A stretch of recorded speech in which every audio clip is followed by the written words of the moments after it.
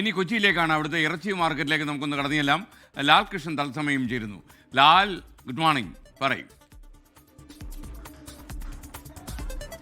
Good morning S K.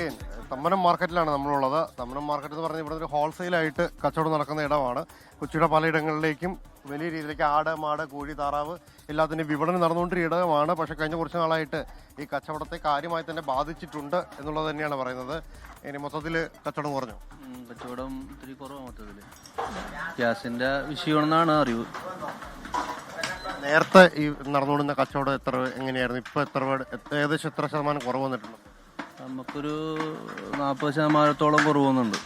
40% ഇപ്പം തന്നെ. ഇനി പിന്നെ മുന്നോട്ട് പോകുന്ന ദിവസങ്ങളിൽ എന്താവും അറിയാൻ പാടില്ല.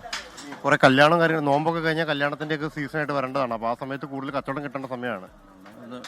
അടുത്ത ആഴ്ച പെരുന്നാള്, പിന്നെ അത് കഴിഞ്ഞിട്ട് ഈസ്റ്റർ തന്നെ. അതിന് മുമ്പ് മാറുമായിരിക്കും, പ്രതീക്ഷിക്കുക. സാധാരണ ഇതിൽ ഏത് ഐറ്റമാണ് ഏറ്റവും കൂടുതൽ പോയിക്കൊണ്ടിരുന്നത്? ബീഫ്, മട്ടൺ ഒക്കെയുള്ള പോണത്. വില ഇപ്പൊ കുറവ് വന്നിട്ടുണ്ട്. മാർക്കറ്റിലൊക്കെ ഇത്തിരി ഇടി പോകുന്നുണ്ട്. സാധനം എടുക്കാൻ മാർക്കറ്റിലൊന്നും ആരും പോകാത്ത അവസ്ഥയായി. ഇപ്പൊ ബാധിച്ചു. അതായത് നേരത്തെ ഉണ്ടായിരുന്ന പോലെയല്ല. ഇപ്പൊ കൊച്ചി നഗരത്തിൽ തന്നെ ഏകദേശം 50% ഹോട്ടലുകൾ അടച്ചു, ഹോസ്റ്റലുകൾ അടച്ചു. അതോടുകൂടി തന്നെ സാധനങ്ങളുടെ വിപണനം കുറഞ്ഞിട്ടുണ്ട്. ആളുകളെ അത് കാര്യമായി തന്നെ ബാധിച്ചിട്ടുണ്ട്. മാത്രമല്ല, ഇനിയിപ്പം നോമ്പ് കഴിഞ്ഞാൽ കല്യാണങ്ങൾ വരേണ്ട സമയമാണ്. ഈസ്റ്റർ വരുന്നുണ്ട്, പെരുന്നാൾ വരുന്നുണ്ട്.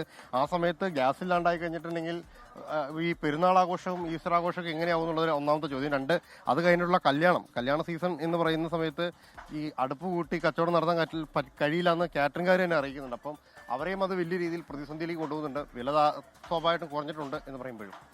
ലോകത്തെവിടെയായാലും ഏത് സമയത്തും 24 വാർത്തകളും ഓഗ്മെന്റഡ് റിയാലിറ്റി പാക്കേജുകളും എക്സ്പ്ലെയിനറുകളും വിശദമായി കാണാൻ ഞങ്ങളുടെ യൂട്യൂബ് ചാനൽ നിങ്ങൾക്ക് സബ്സ്ക്രൈബ് ചെയ്യാം.